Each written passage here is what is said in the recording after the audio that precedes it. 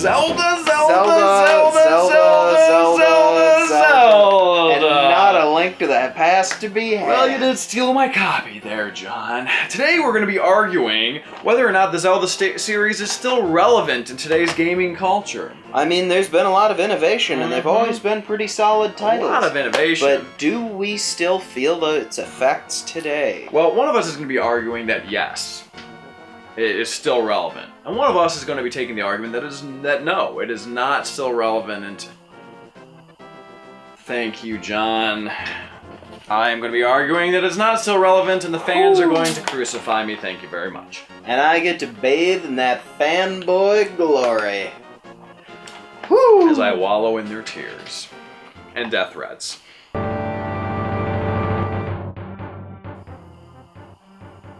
Oh, hi! Didn't notice you come in there. I was just playing some Ocarina of Time for the 3DS. Just kidding, it's just a prop. So, cool, trivia question for you guys. What does Phantom Hourglass, Spirit Tracks, Ocarina of Time remake for the 3DS, Skyward Sword, The Wind Waker HD remake, and Legend of Zelda: A Link Between Worlds all have in common? Take a second for this one. That's right. With the exception of Skyward Sword, they're all remakes or direct sequels to other games. And I like remakes. I thought this game was really good. I really enjoyed it. It had some additional, features. But one thing that kind of peeved me off a little bit is that it didn't really have any new content. Where's Ura Zelda? It has a mirrored Master Quest, but that's just about it. So take Mario DS, for example. It had new content, new characters, all sorts of stuff that really made it just a really solid game. But they were too scared or lazy to do anything about this. Now, if they were worried that people would not like additional content, those people could have just played the original. So the series isn't really changing too much. It's just kind of being reimagined over and over again. It really aren't all Zelda games kind of reimaginings of the previous one. They're all pretty similar.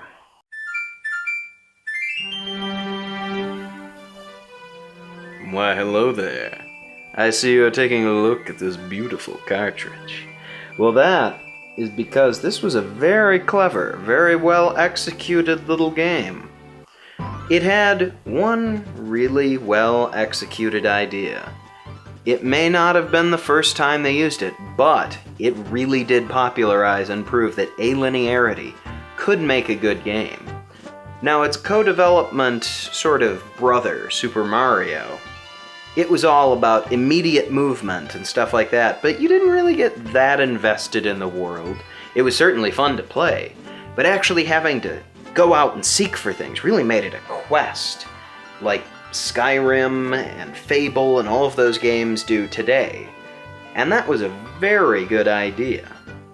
Tony, what are you doing to that flower? Do you know how old that flower is?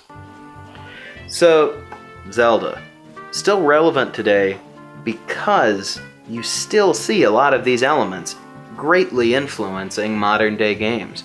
There are many spiritual kin to it, even though the series lives on. Another reason why Zelda is no longer relevant, with Nintendo's refusal to get with the times, Zelda's kind of suffered a little bit. 1. No online play. Oh, but Tony, why would Zelda need to be online? Well, it has been online.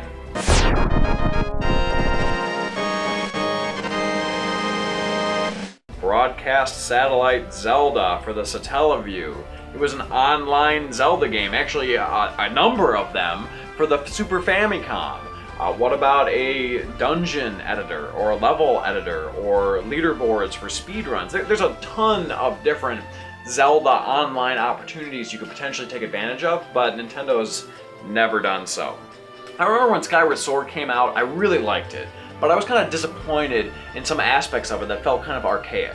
It also told me a description of every item every time I got that item, even if I already had 40 of them in my inventory.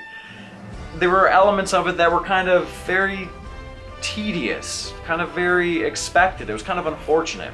I remember when Skyward Sword came out, Skyrim had also come out, and people were comparing the two to try to find out what was the better game. Now, I don't really have an answer for that. I don't know which one was the better one, But I remember seeing kind of screenshots and videos of the two of them and thinking Zelda was so outclassed graphically. Now, graphics aren't everything, and it had great art design. But that said, since Nintendo consoles are always a step or two behind the competition graphically, power-wise, that means Zelda is always going to be a step or two behind as well, which is just really unfortunate. And it never really used to be that way. Bless your cold, dead heart, Nick Cage. Bless it.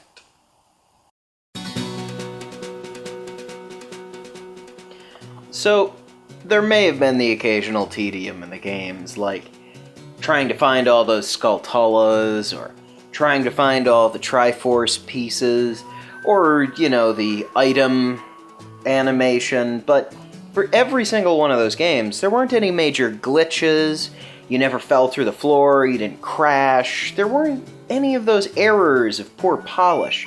They always had a very high level of polish, and the combat has always been very crisp and very rewarding.